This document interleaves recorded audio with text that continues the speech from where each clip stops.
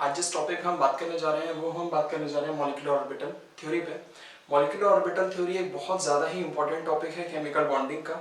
Molecular orbital theory में हम उस अप्रोच का यूज़ करने वाले हैं जो हम कहलाते हैं क्वांटम अप्रोच। हमने क्वांटम केमिस्ट्री पढ़ा हुआ था एटॉमिक स्ट्रक्चर में, तो एटॉमिक स्ट्रक्चर में हमने क्या पढ़ा था कि जो ऑर्बिटल्स होती हैं ऑर्बिटल्स बेसिकली जो होती हैं उनका वेव नेचर होता है। ऑर्बिटल्स कैसा होता है, वेव नेचर होता है, और उसका जो रिप्रेजेंटेशन होता है वो किससे होता है, साई से होता है। क्लियर है ये चीज। तो एक ऑर्बिटल का जो रिप्रेजेंटेशन था, जो wave representation of N orbital था, वो हम किससे करते थे, साई से करते थे। तो हमने उसे नाम क्या दिया था, ऑर्बिटल नाम दिया था। मॉलिक्यूलर ऑर्बिटल में क्या होगा कि जब हम किसी भी मॉलिक्यूल का फॉर्मेशन कर रहे हैं, मान लो हमने हाइड्रोजन का ही फॉर्मेशन किया, तो जब हम एक मॉलिक्यूल का फॉर्मेशन करते हैं तो मॉलिक्यूलर ऑर्बिटल ये मान के चलते हैं कि दो एटम्स जो होते हैं वो एक दूसरे के साथ कंबाइन करते हैं, और जब दो एटम्स एक दूसरे के साथ कंबाइन करते हैं तो जो उनका इलेक्ट्रॉन क्लाउड होता है, समझ मारी बात, जो उनका इलेक्ट्रॉन क्लाउड होता है वो इलेक्ट्रॉन क्लाउड एक दूसरे के साथ क्या कर जाता है, ओवरलैप कर जाता है। और जब इलेक्ट्रॉन क्लाउड ओवरलैप करेगा तो अब इलेक्ट्रॉन हमारा कहाँ प्रेजेंट था, ऑर्बिटल में प्रेजेंट था। तो बेसिकली अगर हम देखें तो जो ऑर्बिटल्स हैं, ऑर्बिटल्स हमारी क्या कर रही हैं, ओवरलैप कर रही हैं, और जब एटॉम की जो ऑर्बिटल्स हैं वो ओवरलैप करेंगी तो मॉलिक्यूलर ऑर्बिटल से करेंगी, जनरेशन करेंगी। तो आज हम यही देखेंगे, हम किस तरीके से मॉलिक्यूलर ऑर्बिटल्स देखेंगे कि हम किस तरीके से मॉलिक्यूलर ऑर्बिटल्स का फॉर्मेशन करेंगे, किस तरीके से एटम्स कंबाइन करते हैं, उनके जो ऑर्बिटल्स हैं वो किस तरीके से कंबाइन करते हैं। तो पहली चीज मैंने यही बोला कि हमने क्या किया, दो एटम्स लिए, एक एटम ए था और दूसरा एटम हमारा क्या था, बी था। क्लियर है ये चीज।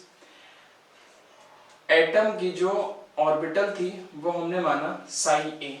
साई हमारा क्या था, वेव फंक्शन था। साई हमारा क्या होता था, वेव फंक्शन होता था। वेव फंक्शन से मतलब क्या है, देखो बेसिकली जो ऑर्बिटल्स का जो वेव फंक्शन होता है वो साइन थीटा के लाइक होता है। किसकी तरीके से होता है, साइन थीटा के तरीके से होता है। और साइन थीटा जो हमारी होती है वो वेव किस तरीके से होती है, इस तरीके से होती है। कुछ इसी तरीके से वेव फंक्शन किसका होता है, एटॉमिक ऑर्बिटल्स का होता है। क्लियर है ये चीज। सेम हमने क्या किया, बी लिया, इसका वेव फंक्शन क्या बना, साई बी बना। तो मैंने क्या बोला कि जब भी दो एटम्स हमारे कंबाइन करते हैं, जब भी दो एटम्स हमारे क्या करते हैं, कंबाइन करते हैं, तो उनकी जो एटॉमिक ऑर्बिटल्स हैं वो एक दूसरे के साथ क्या करती हैं, ओवरलैप करती हैं। तो जब एटॉमिक ऑर्बिटल्स ओवरलैप करेंगी तो जो इनका जो वेव फंक्शन है, ये जो वेव्स हैं, ये वेव्स भी एक दूसरे के साथ क्या करेंगी, ओवरलैप करेंगी। तो ये अगर साई ए है तो साई बी भी कुछ किस तरीके से रही होगी, इस तरीके से हमारी क्या रही होगी, साई बी रहा होगा, क्योंकि ये दोनों ही क्या है, वेव फंक्शन है। क्लियर है ये चीज।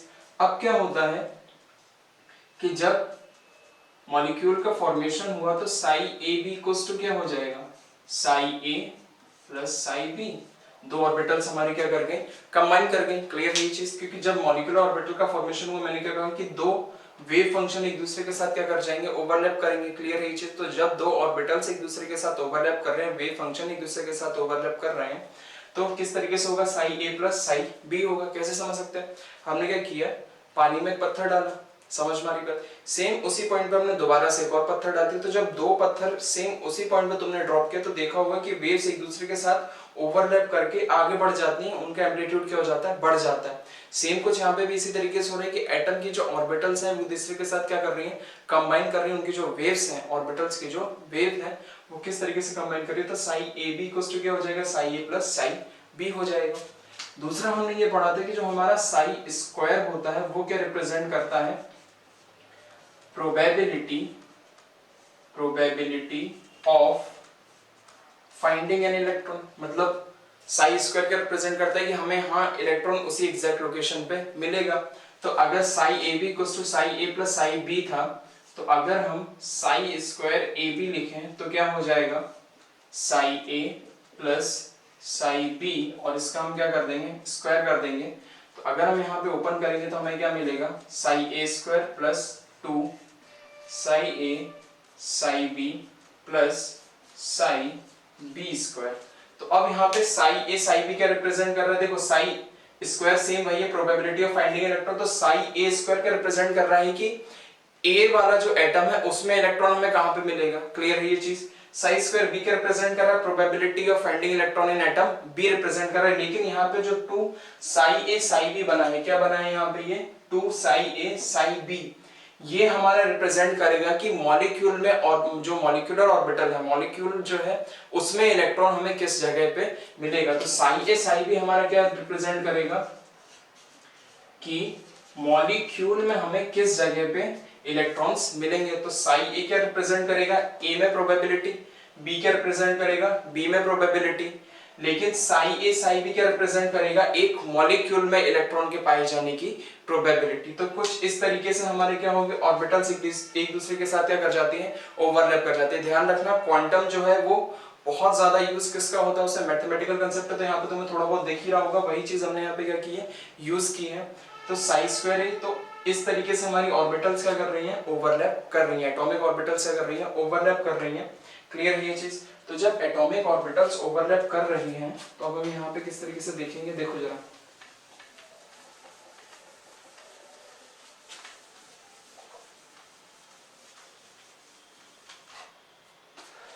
मान लो हमने 2 ऑर्बिटल्स ली, एक s ऑर्बिटल ये थी विद पॉजिटिव साइन, दूसरी s ऑर्बिटल ये थी विद अनदर पॉजिटिव साइन। तो ये दोनों हमारी s ऑर्बिटल्स हैं। क्लियर है, s और s ऑर्बिटल हमारी क्या करेंगे, कंबाइन करेंगे। तो जब ये कंबाइन करेंगी तो कुछ इस तरीके से ऑर्बिटल का क्या हो जाएगा, ओवरलैप होता। हमने यही चीज देखी थी कि ये दोनों ऑर्बिटल्स इस तरीके से क्या कर जाएंगे, हमारी ओवरलैप कर जाएंगे। क्लियर है ये चीज। तो अब जो मॉलिक्यूलर ऑर्बिटल का फॉर्मेशन होगा, वो मॉलिक्यूलर ऑर्बिटल जो कुछ बनेगी वो इस तरीके से बनेगी। देखो यहाँ पे ये इलेक्ट्रॉन क्लाउड है, ये इलेक्ट्रॉन क्लाउड ऊपर है, तो ये कुछ हल्की सी ओवल शेप में बनती है। किस तरीके से बनती है, हल्की सी ओवल शेप की हमारी क्या बनेगी, मॉलिक्यूलर ऑर्बिटल। और ये जो इसके बीच से जा रही है, ये हमारी क्या है, इंटरन्यूक्लियर एक्सिस है। क्या है, हमारी इंटरन्यूक्लियर एक्सिस। अब देखो यहाँ पे इन दोनों का साइन कैसा था, पॉजिटिव साइन था। तो जब साइन पॉजिटिव था तो यहाँ पे भी पॉजिटिव और यहाँ पे भी पॉजिटिव। अब देखो पॉजिटिव साइन यहाँ पे क्या रिप्रेजेंट कर रहा है, पॉजिटिव साइन यहाँ पे रिप्रेजेंट करता है फेज। क्या रिप्रेजेंट करता है, फेज। देखो फेज और ऑर्बिटल के बारे में अगर आपको जानना है अच्छी तरीके से, तो एटॉमिक स्ट्रक्चर का जो फर्स्ट लेक्चर है उसे जाके आप एक बार देखिए। वहां पे ऑर्बिटल के बारे में और फेज के बारे में मैंने काफी ज्यादा बात कर रखी है। देखो जब इन दोनों ऑर्बिटल्स का फेज सेम है, इन दोनों ऑर्बिटल्स का फेज क्या है, सेम है, तो पूरा ही जहां पे जो मॉलिक्यूलर ऑर्बिटल बनेगा वो कैसा रहेगा, पॉजिटिव फेज में रहेगा। क्लियर है ये चीज। लेकिन अगर इन दोनों का फेज अपोजिट हो जाए, एक हमारा पॉजिटिव फेज में रहे और दूसरे हमारा किस में रहे, नेगेटिव फेज में, तो जब ये दोनों अपोजिट फेज के होंगे, क्लियर है ये चीज, तो जब दोनों हमारे अपोजिट फेज के होंगे तो ये एक दूसरे से ओवरलैप नहीं करेंगे, और जब एक दूसरे से ओवरलैप नहीं करेंगे तो ये दोनों एक दूसरे से कैसे रहेंगे, दूर दूर रहेंगे। क्लियर है ये पॉजिटिव फेज और ये हमारा क्या हो गया था, नेगेटिव फेज, ये हमारी क्या होगी, इंटरन्यूक्लियर एक्सिस होगी। क्लियर है ये चीज, समझ में आ रही बात। देखो दो ऑर्बिटल्स तभी कंबाइन करेंगे जब उनका फेज कैसा होगा, सेम होगा। ये बात समझ में आ गई।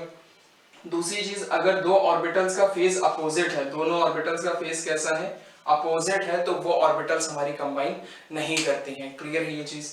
तो यहाँ पे ये मॉलिक्यूलर ऑर्बिटल बना और एक मॉलिक्यूलर ऑर्बिटल ये बना, तो ये मॉलिक्यूलर ऑर्बिटल हमारा कहलाता है बॉन्डिंग मॉलिक्यूलर ऑर्बिटल। क्या कहलाएगा, बॉन्डिंग मॉलिक्यूलर ऑर्बिटल।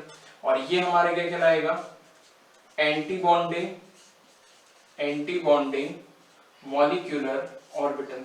क्लियर है ये चीज, समझ में आ रही बात। दूसरी चीज अगर यहाँ पे देखो तो अबव द एक्सिस और below the axis polarity same है, मतलब यहाँ पे भी पॉजिटिव है और यहाँ पे भी क्या है, पॉजिटिव है, फेज क्या है, सेम है। तो अगर हम इसे इस लाइन के थ्रू 180 डिग्री रोटेट करते हैं, इस लाइन के थ्रू, मान लो ये इस तरीके से था, अगर 180 डिग्री रोटेट करेंगे तो इस तरीके से आ जाएगा। तो जब इसे तुम 180 डिग्री रोटेट करोगे तो फेज हमेशा कैसा रहेगा, सेम रहेगा। फेज कैसा रहेगा, सेम रहेगा। जो एक्सिस है, एक्सिस से जो परपेंडिकुलर लाइन है वो कुछ इस तरीके से रहेगी। मान लो अगर ये एक्सिस थी, इसके परपेंडिकुलर लाइन हमारी कैसी रहेगी, ये रहेगी। तो अगर इस एक्सिस के थ्रू भी अगर तुम इसे रोटेट करोगे 180 डिग्री, तब भी हमारा सेम फेज रहेगा। तो फेज हमारा कैसा रहने वाला है, सेम रहने वाला है। अगर हम परपेंडिकुलरली रोटेट करें या फिर अलोंग द एक्सिस हम इसे क्या करें, रोटेट करें, तो ये हमारा क्या कहलाता है, जीरेड कहलाएगा। कैसा कहलाएगा ऑर्बिटल, ये हमारी जीरेड है, स्मॉल रिप्रेजेंटेशन स्मॉल जी। लेकिन अगर इसके केस में देखें, देखो यहाँ पे चीज अच्छे समझ में आएंगी। यहाँ पे अगर तुम देखो तो अलोंग द एक्सिस, तो चलो यहाँ पे भी पॉजिटिव फेज, यहाँ पे भी नेगेटिव फेज। अगर तुम 180 डिग्री इसे रोटेट भी कर दोगे तो इसका कंपार्टमेंट में फेज हमेशा सेम रहेगा, क्योंकि अबव द एक्सिस भी नेगेटिव है, above the below the axis भी कैसा है नेगेटिव, यहाँ पे भी अबव द एक्सिस पॉजिटिव और बिलो द एक्सिस कैसा है पॉजिटिव। तो अगर along the axis 180 degree rotate करोगे तो फेज सेम है, लेकिन जब परपेंडिकुलर टू द एक्सिस, इस एक्सिस के परपेंडिकुलर जो एक्सिस है उससे अगर तो 180 डिग्री रोटेट करोगे तो ये नेगेटिव फेज इधर आ जाएगा, पॉजिटिव फेज इधर चला जाएगा, तो फेज क्या हो गया, चेंज हो गया। तो अगर फेज हमारा चेंज हो जाएगा तो ये हमारा क्या कहलाएगा, अनजिरेट कहलाता है। क्या कहलाता है, अनजिरेट। स्मॉल इस यूसेज का क्या होता है, रिप्रेजेंटेशन होता है। तो ध्यान रखना कौन सी ऑर्बिटल मॉलिक्यूलर ऑर्बिटल जिरेट कहलाएगी, जिसमें अलोंग द एक्सिस और परपेंडिकुलर टू द एक्सिस अगर हम रोटेशन करें उसके बाद भी अगर फेज हमारा कैसा रहता है, सेम फेज रहता है, तो हमारा क्या कहलाता है, जिरेट। अगर अलोंग द एक्सिस और perpendicular to the axis rotation करने के बाद अगर फेज हमारा क्या हो रहा है, चेंज हो रहा है, फेज क्या हो रहा है, चेंज हो रहा है, तो वो हमारा क्या कहलाएगा, अनजिरेट कहलाएगा। तो मॉलिक्यूलर ऑर्बिटल जिरेट और अनजिरेट किस तरीके से आइडेंटिफाई करना है, तो वो चीज यहाँ पे क्या करना, ध्यान रखना। क्लियर है ये चीज। तो सिग्मा बॉन्ड देखो एस एस के केस में हमेशा हमारा क्या बनने वाला है, सिग्मा बॉन्ड बनने वाला है। क्लियर है ये चीज। तो ये हमारा सिग्मा बॉन्डिंग, और जब हम ऊपर एब्स्ट्रैक्ट लगा देते हैं तो ये हमारा क्या कहलाता है, सिग्मा एंटी बॉन्डिंग कहलाता है। क्या कहलाता है, सिग्मा एंटी बॉन्डिंग। क्लियर है ये चीज। तो अब हम एक एग्जांपल देखते हैं जिसमें हम इन्हीं ऑर्बिटल से करने वाले हैं, यूज करने वाले हैं। तो देखो जरा, अगर हम हीलियम को देखें, अगर हम एक मान लेते हैं, एक हाइपोथेटिकल मॉलिक्यूल बना रहे हैं, हीलियम 2 बना रहे हैं। क्या बना रहे हैं, हीलियम 2। तो जब हम हीलियम 2 बनाएंगे तो देखो इसमें भी हीलियम प्लस हीलियम हमारा क्या करेंगे, दो एटम्स कंबाइन करेंगे। एक हीलियम में हमारे कितने इलेक्ट्रॉन्स थे, 2। दूसरे हीलियम में भी कितने इलेक्ट्रॉन्स हैं, 2। तो जो मॉलिक्यूलर हीलियम बनेगा उसमें टोटल नंबर ऑफ इलेक्ट्रॉन्स कितने हो जाएंगे, 4 हो जाएंगे। क्लियर है ये चीज। तो देखो होगा क्या, यहाँ पे भी 1s ऑर्बिटल और यहाँ पे भी 1s ऑर्बिटल, 2 1s ऑर्बिटल्स थी। क्लियर है ये चीज। तो जब ये दोनों ऑर्बिटल्स कंबाइन करेंगी, जब इनका फेज कैसा होगा, सेम, तो ये बॉन्डिंग मॉलिक्यूलर ऑर्बिटल का जनरेशन करेंगी। क्लियर है ये चीज, जिसे हम नाम क्या देंगे, सिग्मा 1s। 1s क्यों लिखा, वो बात समझ में आ रही होगी। सिग्मा के ऊपर जब हम एक्सट्रैक्ट लगा देते हैं तब वो हमारे क्या कहलाता है, anti bonding, sigma extract 1s। तो एंटी बॉन्डिंग मॉलिक्यूलर ऑर्बिटल, मान लो इन दोनों का फेज कैसा था, सेम। जब सेम फेज था तो बॉन्डिंग मॉलिक्यूलर ऑर्बिटल, जब दोनों का फेज अपोजिट था तब क्या जनरेट हो जाएगा, एंटी बॉन्डिंग मॉलिक्यूलर ऑर्बिटल।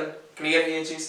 अब देखो होता क्या है, जो एंटी बॉन्डिंग मॉलिक्यूलर ऑर्बिटल है और जो बॉन्डिंग मॉलिक्यूलर ऑर्बिटल है, बॉन्डिंग मॉलिक्यूलर ऑर्बिटल प्रमोट करता है बॉन्ड फॉर्मेशन को, और एंटी बॉन्डिंग मॉलिक्यूलर ऑर्बिटल जो है वो प्रमोट करता है बॉन्ड के ब्रेकिंग को। मतलब वो नहीं चाहेगा कि बॉन्ड का फॉर्मेशन हो, कौन, एंटी बॉन्डिंग मॉलिक्यूलर ऑर्बिटल, और जो बॉन्डिंग मॉलिक्यूलर ऑर्बिटल है वो प्रमोट करता है बॉन्ड फॉर्मेशन को। तो होता क्या है, ये हो गई हमारी एक हीलियम की 1s ऑर्बिटल, और ये हो गई हमारी दूसरे हीलियम की 1s ऑर्बिटल। क्लियर है ये चीज। तो जो बॉन्डिंग मॉलिक्यूलर ऑर्बिटल है वो यहाँ पे होता है, यहाँ पे हमारा क्या हो जाएगा, सिग्मा 1s। क्लियर है ये चीज।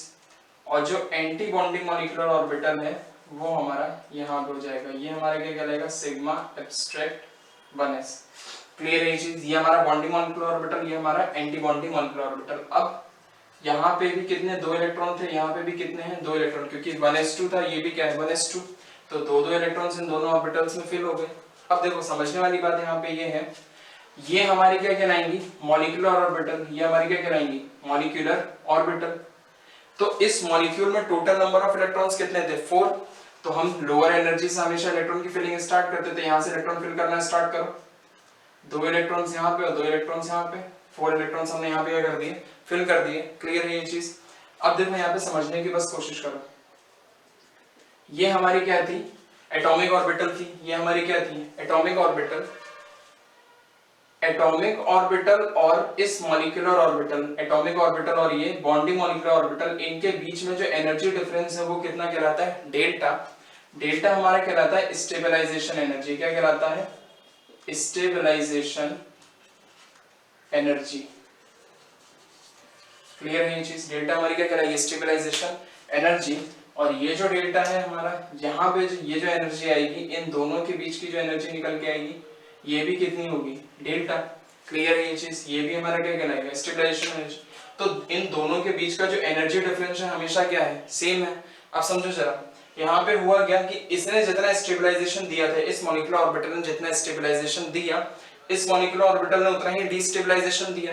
तो ओवरऑल अगर तुम एनर्जी देखो तो क्या हो गया, 0 हो गया। तो ये एक तरीके से बॉन्डिंग को प्रमोट हमारा नहीं करेगा। क्लियर है ये चीज, यहाँ पे बॉन्डिंग को ये हमारा प्रमोट नहीं करता है। इसके लिए हमने क्या किया, एक फॉर्मूला भी बनाया जाता है जिसे हम नाम क्या देते हैं, बॉन्ड ऑर्डर। और बोला ये जाता है कि बॉन्ड ऑर्डर कैलकुलेट कर लो तो तुम्हें पता चल जाएगा कि मॉलिक्यूल का फॉर्मेशन होगा या फिर नहीं होगा। तो बॉन्ड ऑर्डर का फॉर्मूला क्या होता है, 1/2 NB minus NA।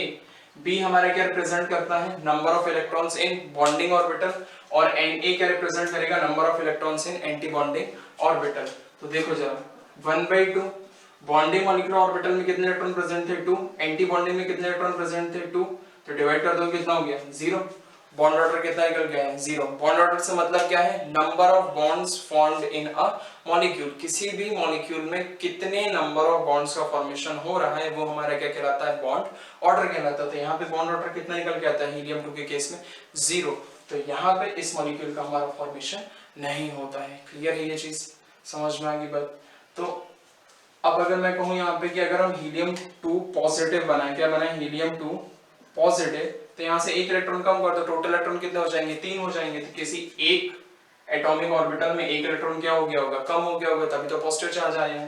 Total electron कितने हो जाएंगे, 3 हो जाएंगे। अब अगर बॉन्ड ऑर्डर कैलकुलेट करना चाहोगे तो कितना हो जाएगा, 2 - 1। तो बॉन्ड ऑर्डर कितना निकल आएगा, 0.5। तो बॉन्ड ऑर्डर कभी भी फ्रैक्शन में नहीं होगा। अगर बॉन्ड ऑर्डर फ्रैक्शन में है या फिर बॉन्ड ऑर्डर 0 है तो मॉलिक्यूल हमारा कैसा रहेगा, अनस्टेबल रहेगा और वो एग्जिस्ट नहीं करेगा। अगर बॉन्ड ऑर्डर 1 आता है, 2 आता है, 3 आता है, तब वहां पे हमारा मॉलिक्यूल स्टेबल होगा और मॉलिक्यूल हमारा एग्जिस्ट करेगा। क्लियर है ये चीज। तो मॉलिक्यूलर ऑर्बिटल थ्योरी से हम ये इजीली फाइंड कर सकते हैं कि कौन सा मॉलिक्यूल एग्जिस्ट करेगा और कौन सा मॉलिक्यूल एग्जिस्ट नहीं करेगा। तो अभी हमने यहाँ पे क्या देखा था कि हमने 2 s ऑर्बिटल को क्या किया था, कंबाइन किया था। क्लियर है ये चीज। अब हम देखेंगे कि s और p की मिक्सिंग किस तरह, s ऑर्बिटल और एक p ऑर्बिटल का कॉम्बिनेशन होगा। देखो p ऑर्बिटल में पॉजिटिव और नेगेटिव दोनों ही फेज होने वाले हैं। क्लियर है ये चीज। तो हम पहला मान के चल रहे हैं कि दोनों का फेज कैसा है, पॉजिटिव फेज में दोनों ही क्या कर रहे हैं, कंबाइन कर रहे हैं। तो जब दोनों पॉजिटिव फेज में कंबाइन करेंगे, अब देखो जरा, ये दोनों ऑर्बिटल किस तरीके से होने वाले हैं, जब कंबाइन हो जाएंगे ये दोनों, तो ये दोनों एक तरीके से ये एक बड़े से पॉजिटिव मॉलिक्यूलर ऑर्बिटल का फॉर्मेशन करेंगे। क्लियर है ये चीज। और जो नेगेटिव वाला है वो एक छोटा सा नेगेटिव ऑर्बिटल किस तरीके से बन जाएगा, यहाँ पे बन जाएगा। ये बात समझ में आ रही है। दोनों पॉजिटिव फेज वाले थे, इसलिए ये मॉलिक्यूलर ऑर्बिटल एक साइड से क्या हुआ, थोड़ा सा ज्यादा हुआ। क्यों, क्योंकि यहाँ पे इलेक्ट्रॉन डेंसिटी थोड़ा ज्यादा रहेगी और यहाँ पे जो नेगेटिव था, यहाँ पे फेज दोनों का क्या है, अपोजिट है, तो इसका थोड़ा मॉलिक्यूलर ऑर्बिटल का साइज कैसा रहेगा, कम। अब यहाँ पे भी जेरेड और अगर अनजेरेड हम देखें तो देखो जरा, ये हमारी क्या हो जाएगी, मॉलिक्यूलर एक्सिस, ये हमारी क्या होगी, मॉलिक्यूलर एक्सिस जो यहाँ से सेंट्रल से पास होके जा रही है। तो जब ये मॉलिक्यूलर एक्सिस है तो अब देखो फिर से भाई 180 डिग्री रोटेट करो एक्सिस के अलोंग और परपेंडिकुलर टू द एक्सिस। अब जब इसे रोटेट करोगे तो देखो जरा, जब तुम इसे perpendicular to the axis rotate करने जाओगे तो यहाँ पॉजिटिव और यहाँ हमारा कैसा है, नेगेटिव है। यहाँ पे कैसा है, पॉजिटिव, और यहाँ पे कैसा है, नेगेटिव। अब दोनों का फेज कैसा हो गया, अपोजिट। तो जब दोनों का फेज अपोजिट हो जाएगा तो ये हमारी कैसी हो जाएगी, अनजेरेड हो जाएगी। क्लियर है ये चीज। ये हमारा कैसा हो जाएगा, अनजेरेड। अब यहाँ पे फिर से हमने वही माना कि एक हमारा कैसा था, पॉजिटिव, और दूसरा हमारा कैसा था, नेगेटिव फेज। एक का फेज हमारा कैसा है, पॉजिटिव फेज है, और दूसरे का हमारा कैसा है, नेगेटिव फेज है।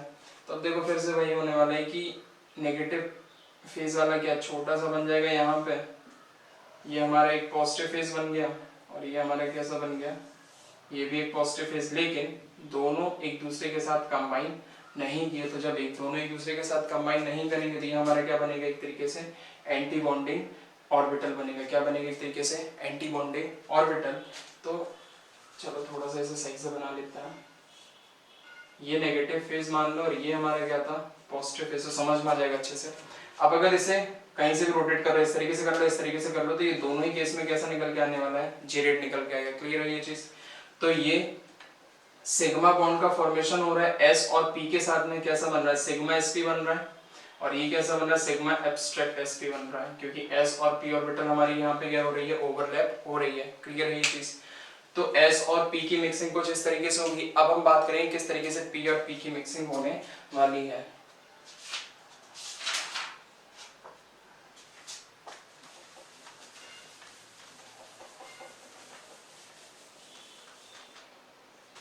देखो ये एक हो गया हमारा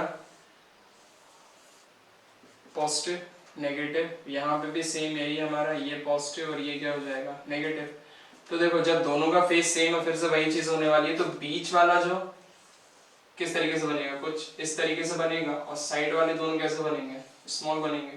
तो ये नेगेटिव ये कैसा हो गया पॉजिटिव, जेरेड या फिर अनजेरेड। फिर से क्वेश्चन वही है, तो ये हमारा कैसा बन जाएगा जेरेड होगा। क्यों होगा, क्योंकि अगर तुम रोटेट करोगे तो नेगेटिव इधर हो जाएगा, ये नेगेटिव इधर, और पॉजिटिव तो हमेशा फेस कैसा रहने वाला है पॉजिटिव।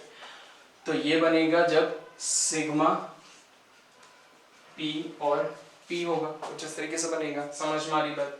जब दोनों का फेज अपोजिट होगा, जब दोनों का फेज अपोजिट होगा तो किस तरीके से होगा, मान लो ये नेगेटिव ये पॉजिटिव, और इसका कैसा फेज रहने वाला है पॉजिटिव फेज, इसका फेज कैसा मान लिया हमने पॉजिटिव, और इसका फेज कैसा मान लिया हमने नेगेटिव। तो जब दोनों का फेज अपोजिट है तो देखो ये दोनों ऑर्बिटल्स एक दूसरे से कैसे रहेंगे, दूर दूर रहेंगे, कुछ इस तरीके से। ये दोनों ऑर्बिटल्स एक दूसरे से कैसे हैं, दूर दूर रहेंगे। ये बात समझ में आ रही है, ठीक है। और इनके जो साइड में जो ऑर्बिटल्स रहेंगे वो थोड़े से कैसे रहेंगे, बड़े रहेंगे। जैसे कुछ ऐसे बनाता है,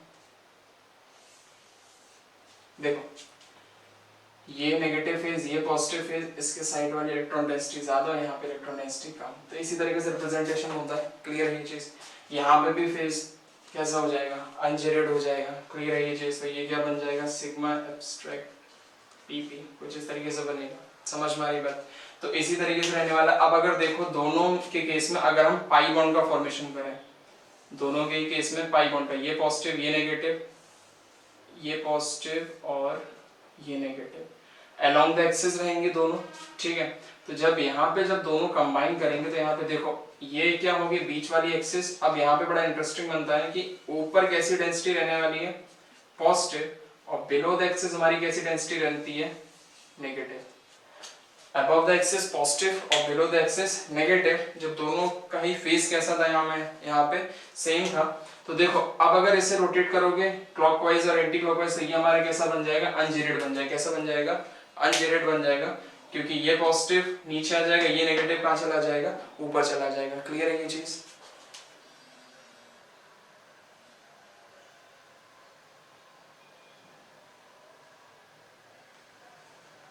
ठीक है।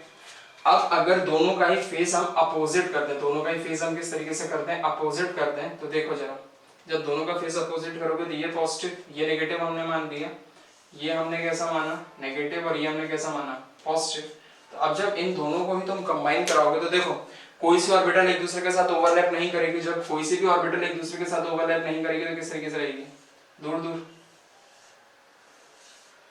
ये पॉजिटिव नेगेटिव ये कैसा हो गया पॉजिटिव। फिर से वही क्वेश्चन आएगा कि जेरेड अनजेरेड, तो तुम करके देख लो। जैसे रोटेट करोगे तो ये हमारा कैसा बन जाएगा अनजेरेड होगा। क्लियर है ये चीज। ये भी कैसा था अनजेरेड था। समझ में आ गई बात।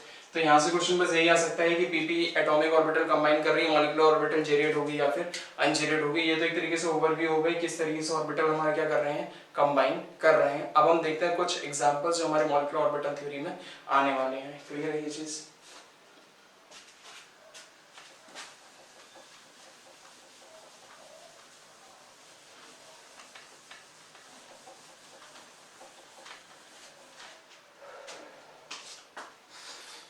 देखो अगर हम मानते हैं कि हम एक Be2 मॉलिक्यूल बनाने वाले हैं, क्या बनाने वाले हैं Be2। तो अगर हम एक बेरिलियम को देखा तो हाइड्रोजन हीलियम लिथियम बेरिलियम, तो एटॉमिक नंबर कितना होता है 4, ऑर्बिटल 1s2 2s2, यही होने वाली है 1s2 और 2s2। अगर 2s2 है तो फिर इसका 2p भी होगा। क्लियर है ये चीज। अगर 2s2 है तो इसका 2p भी क्या होगा, लेकिन कैसा होगा खाली होगा। समझ में आ रही बात। तो अब अगर यहाँ से हम देखें स्टार्ट करते हैं, देखो 1s 2s, तो 1s के केस में ये हमने क्या मानी 1s ऑर्बिटल, एक बेरिलियम की ये दूसरे बेरिलियम के 1s ऑर्बिटल, इसका बॉन्डिंग मॉलिक्यूलर ऑर्बिटल यहाँ पे बना, एंटी बॉन्डिंग मॉलिक्यूलर ऑर्बिटल यहाँ पे बनेगा। क्लियर है ये चीज। तो ये होगी 1s, ये भी क्या हो गया 1s। अब हम यहाँ पे क्या मानेंगे, ये हमारा क्या हो गया एक 2s ऑर्बिटल, ये भी क्या हो गया दूसरा 2s ऑर्बिटल, ये दोनों इस तरीके से जाएंगे यहाँ पे।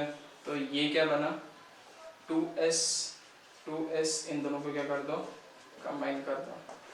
देखो ये कुछ इतना ज़्यादा डिफिकल्ट नहीं है, बस चीज़ों को थोड़ा सा समझने की कोशिश करना है कि किस तरीके से यहाँ पे एटॉमिक ऑर्बिटल्स रह रही हैं। देखो 2s ऑर्बिटल है, तो इसकी 2s ऑर्बिटल दूसरे वाले बेरिलियम की 2s ऑर्बिटल मान लो, दूसरा बेरिलियम किस तरीके से था Be4, ये भी कुछ इस तरीके से रहेगा। क्लियर है ये चीज। अब देखो यहाँ पे इलेक्ट्रॉन्स फिल करो, तो एक बेरिलियम के 2 इलेक्ट्रॉन यहाँ पे और 2 इलेक्ट्रॉन यहाँ पे, तो ये टोटल 4 इलेक्ट्रॉन एक बेरिलियम के आगे। दूसरे बेरिलियम के केस में भी 2 इलेक्ट्रॉन यहाँ पे और 2 इलेक्ट्रॉन यहाँ पे, तो यहाँ पे टोटल 4 इलेक्ट्रॉन यहाँ पे दूसरे बेरिलियम के आगे। ये हमारी क्या बन गई थी, मॉलिक्यूलर ऑर्बिटल। क्या बनी हमारी, मॉलिक्यूलर ऑर्बिटल। तो इस मॉलिक्यूल में यहाँ पे टोटल नंबर ऑफ इलेक्ट्रॉन्स कितने हैं, 8। तो लोअर एनर्जी ऑर्बिटल्स हम फिल करना स्टार्ट करेंगे, तो ये क्या बनेगा, सिग्मा बने इसमें 2 इलेक्ट्रॉन, सिग्मा एब्स्ट्रैक्ट बने इसमें 2 इलेक्ट्रॉन, सिग्मा 2s में 2 इलेक्ट्रॉन और सिग्मा एब्स्ट्रैक्ट 2s में हमारे कितने आ जाएंगे, 2 इलेक्ट्रॉन आ जाएंगे। अब देखो जरा यहाँ पे मॉलिक्यूल बनेगा या नहीं बनेगा, तो देखो मैंने क्या बोला था कि बिलो द एक्सिस डेल्टा और अबव द एक्सिस डेल्टा, यही रहने वाला है। यहाँ पे ये हमने ऑर्बिटल के ऊपर हमारा कैसा रहेगा, डिस्टेबलाइजेशन एनर्जी, नीचे क्या था, स्टेबलाइजेशन एनर्जी। तो यहाँ पे स्टेबलाइजेशन और डिस्टेबलाइजेशन ओवरऑल कितना हो गया, 0। सेम केस यहाँ पे भी 2 इलेक्ट्रॉन स्टेबलाइजेशन, 2 इलेक्ट्रॉन का डिस्टेबलाइजेशन, तो ओवरऑल क्या हो गया, 0।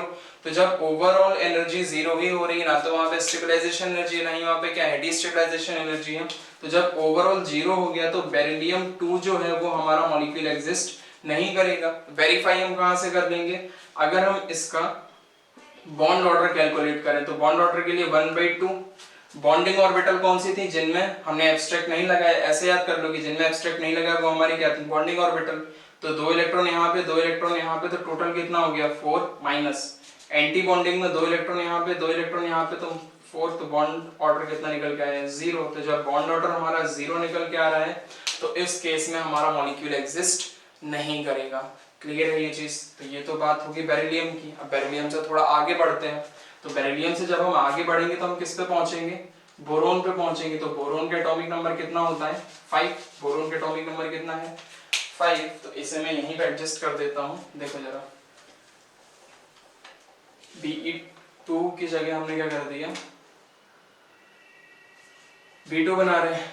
बोरोन का एटॉमिक नंबर कितना हो जाएगा, 5। तो जब बोरोन का एटॉमिक नंबर 5, तो 1s2 2s2 2p1 1s2 2s2 2p1। देखो 2s तक तो ये सेम रहने वाला है। अब क्या हो जाएगा, इसकी 2p ऑर्बिटल भी कंबाइन कर जाएगी। तो जब इसकी 2p ऑर्बिटल कंबाइन कर जाएगी, तो हम इसे अलग से बना देते हैं कि 3 ऑर्बिटल हमारी यहाँ पे रहेंगी और ये 3 ऑर्बिटल हमारी दूसरे बोरोन की होगी, दूसरे बोरोन की 3p ऑर्बिटल। तो ये 2p ऑर्बिटल एक बोरोन की, 2p ऑर्बिटल दूसरे बोरोन, क्योंकि देखो 1s और 2s का तो ये सेम बनने वाला है, इसलिए मैंने यहाँ पे कुछ नहीं किया है। क्लियर है ये चीज। अब 2p में भी अगर तुम देखो तो यहाँ पे 2px होता है, 2py होता है और क्या होता है, 2pz होता है। 2px 2py और 2pz। अब समझो जरा यहाँ पे होने क्या वाला है कि हम ये मान के चलेंगे कि जो p ऑर्बिटल हैं वो z एक्सिस के अलोंग एक दूसरे से ओवरलैप कर रही हैं। p ऑर्बिटल जो हैं वो z एक्सिस के अलोंग एक दूसरे से कर रही हैं, ओवरलैप कर रही है। तो देखो pz और pz z एक्सिस के अलोंग होंगी, ये बात समझ में आती है। pz और pz जो होंगी किसके अलोंग होंगी, z एक्सिस के अलोंग होंगी।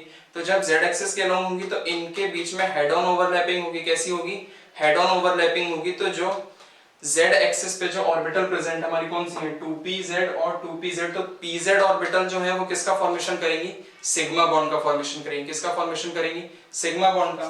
लेकिन अगर हमने मान लिया कि ये हमारी क्या थी, z, इसके अलोंग ये हमने मान लिया इस तरीके से क्या थी, इसकी x ऑर्बिटल, ये भी हमारी क्या थी z, और ये हमारी क्या थी दूसरे एटम की px ऑर्बिटल।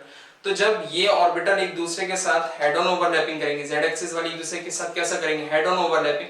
तो ये जो x एक्सिस वाली हैं, ये जो x एक्सिस वाली हैं, ये एक दूसरे के साथ कैसा करेंगे, साइडवाइज ओवरलैपिंग करेंगे। तो जब x एक्सिस वाली एक दूसरे के साथ साइडवाइज ओवरलैपिंग करेंगे तो इनमें कैसा बनेगा, पाई बॉन्ड।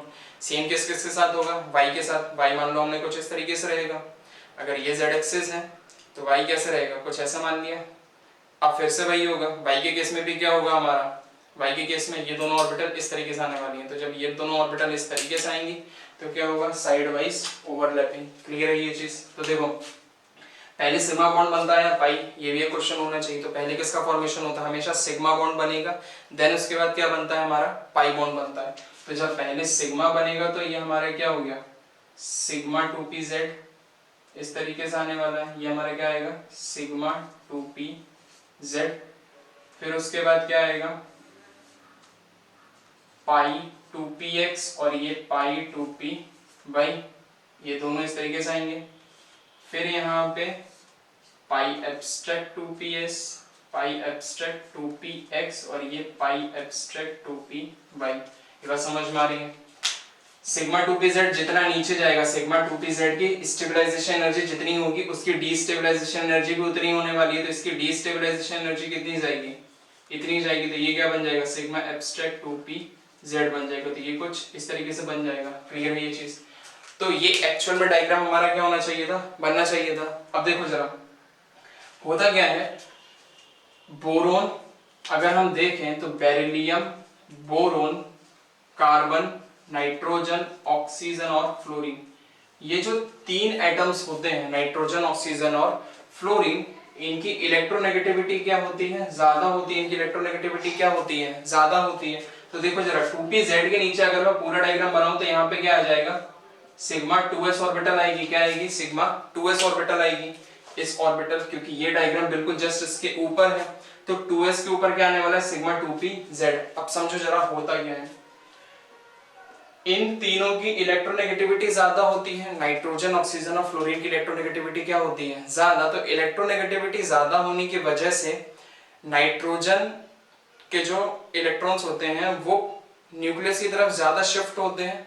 तो क्या होता है कि जो s ऑर्बिटल पे जो इलेक्ट्रॉन्स की होल्डिंग पावर है वो ज्यादा है। तो s और p के बीच में एनर्जी गैप ज्यादा होता है। किसके केस में, नाइट्रोजन, ऑक्सीजन और फ्लोरीन के केस में। तो इन दोनों ऑर्बिटल्स के बीच में एनर्जी गैप क्या रहेगा, ज्यादा रहेगा। समझ में आ रही बात। मैंने क्या बोला, नाइट्रोजन की इलेक्ट्रोनेगेटिविटी क्या है, ज्यादा है। तो जब नाइट्रोजन की इलेक्ट्रोनेगेटिविटी ज्यादा है तो वो s के और p के जो इलेक्ट्रॉन्स हैं, s के इलेक्ट्रॉन्स को ज्यादा पुश करेगा, न्यूक्लियस अपनी तरफ पुल करेगा, और जो p के इलेक्ट्रॉन्स हैं वो थोड़ा सा ज्यादा दूर रहते हैं। तो दोनों के बीच में एनर्जी डिफरेंस ज्यादा रहता है। लेकिन कार्बन से पहले जितने भी एलिमेंट्स हैं उन सबकी इलेक्ट्रोनेगेटिविटी क्या होती है, कम। तो जब इन एटम्स की इलेक्ट्रोनेगेटिविटी कम है तो यहाँ पे s और p के बीच में एनर्जी डिफरेंस क्या होता है, कम होता है। s और p के बीच में एनर्जी डिफरेंस क्या होता है, कम होता है। तो यहाँ पे इन से पहले वाले केस में s और p की क्या हो जाती है, मिक्सिंग हो जाती है। s और p की क्या हो जाती है, मिक्सिंग ऑफ ऑर्बिटल्स हो जाती है। तो जब s और p की मिक्सिंग हो जाती है तो देखो जरा, जो ऑर्बिटल न्यूक्लियस के जितना पास होगा, जो ऑर्बिटल न्यूक्लियस के जितना पास होगा उसकी एनर्जी उतनी ही ज्यादा होती है। ये बात समझ में आती है। तो s और p में से एनर्जी किसकी ज्यादा होती है, s ऑर्बिटल की। तो जब s और p की मिक्सिंग हो रही है, तो जब दोनों की मिक्सिंग हो जाती है तो कुछ ना कुछ कैरेक्टर्स का ट्रांसफर होगा। अब s की एनर्जी ज्यादा है तो ये जो सिग्मा 2s ऑर्बिटल है ये pz ऑर्बिटल के साथ में थोड़ा बहुत क्या कर देती है, मिक्सिंग होती है। और मिक्सिंग होने की वजह से इसकी एनर्जी क्या हो जाती है, बढ़ जाती है। तो जब इसकी एनर्जी बढ़ जाती है तो ये ऑर्बिटल इससे भी ऊपर आ जाती है। समझ में आ रही बात। सिग्मा 2pz कहाँ चला जाता है, ऊपर, और पाई 2px कहाँ हो जाता है, नीचे। क्यों नीचे हो जाता है, क्योंकि देखो एनर्जी इसकी और इसकी इस तरीके से थी, लेकिन जब इन दोनों की मिक्सिंग हो जाती है, क्योंकि कार्बन और उससे पहले वाले एलिमेंट से केस में s और p के बीच में एनर्जी डिफरेंस क्या होता है, कम। तो जो सिग्मा 2pz ऑर्बिटल है उसकी एनर्जी क्या हो जाती है, बढ़ जाती है। तो जब हम यहाँ पे रिप्रेजेंटेशन करते हैं, किनके केस में, कार्बन से पहले जितने भी एलिमेंट्स आए उनके केस में जब हम रिप्रेजेंटेशन करते हैं तो पाई 2px, पाई 2px और पाई 2py हमारा कहाँ आएगा, लोअर एनर्जी में। और सिग्मा 2pz हमारा कहाँ जाता है, हायर एनर्जी में। क्यों, क्योंकि यहाँ पे क्या हो जाती है, s और p की मिक्सिंग हो जाती है। अब देखो एक चीज यहाँ पे ध्यान रखना, सिग्मा 2pz की मिक्सिंग किसके साथ हुई है, सिग्मा 2s के साथ में। इसका सिग्मा स्टार 2pz से कोई भी लेना देना नहीं है, क्योंकि इन दोनों की मिक्सिंग यहाँ पे चीज। इसलिए हमेशा ध्यान रखना कि कार्बन के केस में क्या हो जाता है, देखो चीजों को बस ध्यान रखना, कार्बन से पहले वाले जितने भी एटम्स हैं उनके केस में s और p की हमारी मिक्सिंग नहीं होगी। सॉरी, उनके केस में s और p की मिक्सिंग हो जाती है। तो जब s और p की मिक्सिंग हो जाती है तो जो सिग्मा 2pz है उसमें कुछ ना कुछ s के कैरेक्टर ट्रांसफर हो जाते हैं और p की एनर्जी हमारी क्या हो जाती है, बढ़ जाती है, तो जब सिग्मा 2pz की एनर्जी बढ़ जाती है तो वो कहाँ चला जाता है, ऊपर चला जाता है। ये बात समझ में आ गई होगी। और इन दोनों की एनर्जी क्या हो जाती है, कम हो जाती है। वैसा मत कह देना कि सर फिर इस और इसकी भी मिक्सिंग हो जानी चाहिए, नहीं ऐसा कुछ नहीं है। देखो अगर s ऑर्बिटल यहाँ पे थी और सिग्मा 2pz यहाँ पे था और p पाई वाला ऑर्बिटल यहाँ पे था, तो इन दोनों की मिक्सिंग होने की वजह से ये यहाँ पे चला गया, लेकिन ये अभी भी यहीं पे है। तो इन दोनों के बीच में एनर्जी डिफरेंस अभी भी है, लेकिन इन दोनों की मिक्सिंग होने की वजह से ये कहाँ चला गया, ऊपर चला गया। क्लियर है ये चीज। तो बहुत से लोग कह देते हैं कि रट लो बेटा कि यहाँ 14 से पहले हो 14 के बाद हो, तो वो कंफ्यूजन क्रिएट कर देता है। बस इतना याद रखो, अगर कार्बन से पहले वाले एलिमेंट है तो उनके केस में s और p की मिक्सिंग हो जाएगी। जब s और p की मिक्सिंग हो जाती है, कार्बन है कार्बन से पहले तो s और p की मिक्सिंग हो जाती है, तो सिग्मा 2pz कहाँ चला जाता है, ऊपर चला जाता है। बस इतना ही चेंज आता है और कोई भी चेंज डायग्राम में नहीं होता है। समझ में आ गई बात, क्लियर है ये चीज। और जब हमारा नाइट्रोजन ऑक्सीजन और फ्लोरीन होगा तो वहां पे ध्यान रखना कि s और p के बीच में एनर्जी गैप ज्यादा होता है, तो उसके केस में सिग्मा 2pz नीचे ही बनना है। क्लियर है ये चीज। और पाई 2px कहाँ जाएगा, ऊपर जाएगा। तो आई थिंक अब क्या हो गया होगा, समझ में आ गया होगा। अब आते हैं हम क्वेश्चन पे वापस। तो बोरोन के केस में कितने थे टोटल, 2p में एक इलेक्ट्रॉन, तो 2p में एक इलेक्ट्रॉन यहाँ पे और 2p में एक इलेक्ट्रॉन यहाँ पे, बाकी यहाँ पे सब कुछ कैसे रहने वाला है, सेम। तो यहाँ पे अगर देखो तो अब टोटल मॉलिक्यूल में यहाँ पे हमने देखो तो टोटल इलेक्ट्रॉन कितने थे, 10 थे और प्लस 10 थे, तो टोटल हमारा कितना हो गया 5 इलेक्ट्रॉन्स यहाँ पे थे, 5 इलेक्ट्रॉन्स यहाँ पे थे, तो टोटल इलेक्ट्रॉन्स कितने हो गए मॉलिक्यूल में 10। तो देखो 2 2 2 2 यहाँ पे टोटल इलेक्ट्रॉन्स कितने हो गए 8 के बाद एक इलेक्ट्रॉन यहाँ पे आएगा, दूसरा इलेक्ट्रॉन यहाँ पे आएगा। क्लियर है ये चीज। तो इन दोनों के बीच में पाई ऑर्बिटल में 2 इलेक्ट्रॉन चले जाएंगे। तो अब ये बात ध्यान रखना, बोरोन के केस में अगर आप बॉन्ड ऑर्डर निकालने जाओगे, बोरोन के केस में अगर बॉन्ड ऑर्डर निकाल के देखो तो देखो जरा, सिग्मा में कितने इलेक्ट्रॉन प्रेजेंट है, 2 2 4 और 2 कितना हो गया 6, तो 1/2 6 माइनस एंटी बॉन्डिंग में 2 इलेक्ट्रॉन यहाँ पे 2 इलेक्ट्रॉन यहाँ पे, तो 4 इलेक्ट्रॉन्स किस में जाएंगे एंटी बॉन्डिंग में, तो 1/2 डिवाइड करके बॉन्ड ऑर्डर कितना निकल के आ रहा है 1। तो क्लियर है ये चीज। बोरोन के केस में बॉन्ड ऑर्डर हमारा कितना आता है 1 आता है। समझ में आ गई बात है। यहाँ पे दोनों में क्या प्रेजेंट है, एक एक इलेक्ट्रॉन प्रेजेंट है।